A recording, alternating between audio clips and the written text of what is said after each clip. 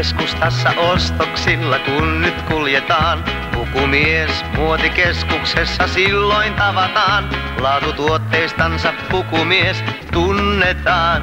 2 kerrokseen tule siis tutustumaan. Pukumies muotikeskuksessa siis nyt tavataan. Tuotteet edulliset voimme sulle osoittaa. Oulun keskustassa pukumies muotitalossa. Iso kenkäkauppa ensikerroksessa on. Oulun suurimmasta valita niin helppoa se on. Ja viereesi kun katsot näet laukkuosaston. Populaarin levysoppi hyvää musaa tarjoaa. Sieltä löydät uuden älppärin tai miksei kasetin. Sua hyvin palvellaan.